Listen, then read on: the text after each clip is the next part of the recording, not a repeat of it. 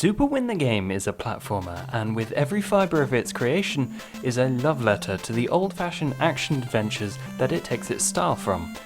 Not only does it use simple graphics, but the whole world and its layout are made in the image of old games like Zelda 1 and 2. This game is about secrets, and so I don't spoil anything, I'll stick with the things you're most likely to encounter in the first hour or so of the game.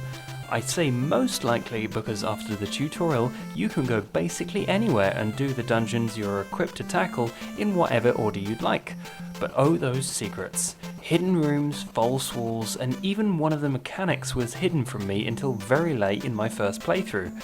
The addition of an overworld map allows you the freedom to visit the whole world easily without having to jump everywhere. There are secret routes between distant places on the map and dungeons. You'll want to explore each dungeon to get all the gems and keys and reach the ability upgrade at the end. There are also dream sequences that you can find in hard to reach places. I can't really spoil much of the story because I'm not sure I know what it is beyond the normal defeat the evil quest you start out with.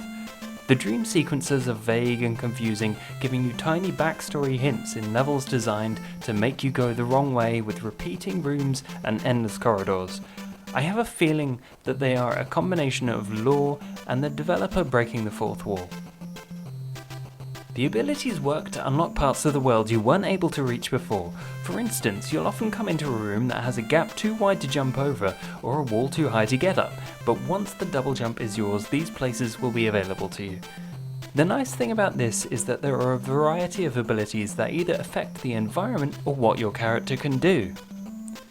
They're all explored pretty thoroughly, which makes you think of new ways to use them to progress.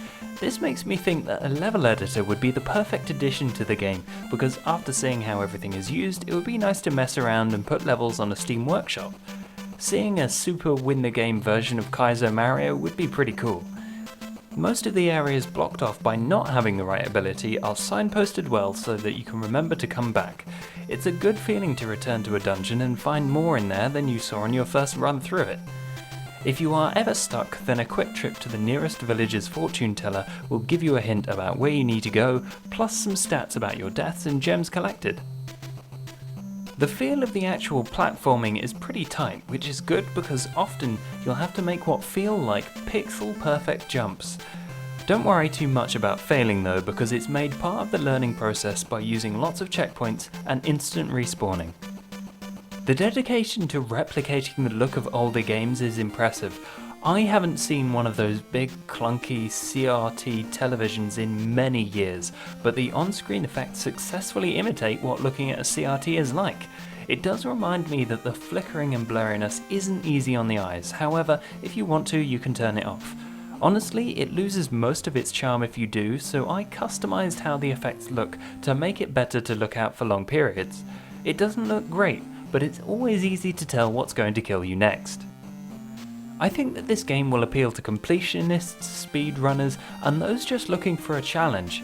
I rarely get the urge to return to a game, but this one has me wanting to find the fastest routes and to unlock the few secrets that have eluded me. The one unfortunate side effect of having such a large world where you're encouraged to explore is that it's disappointing on the rare occasion where you find invisible walls. There are one or two places that I found where you should be able to get past, but you can't. But, like I said, this is rare. I think this game is a great combination of old school world design and modern game design. Even though its inspirations are before my time, I can see why people would get so immersed in their worlds, lore, and secrets. If you're interested in the game but aren't quite sure, then check out the link in the description to You Have to Win the Game, which is the free precursor to Super Win the Game, which you can also find the link for in the description. Thank you everybody for watching. If you have enjoyed my video, then give it a thumbs up, and if you want to discover more cool, weird, free, and interesting indie games, then subscribe for daily videos. Until next time, goodbye.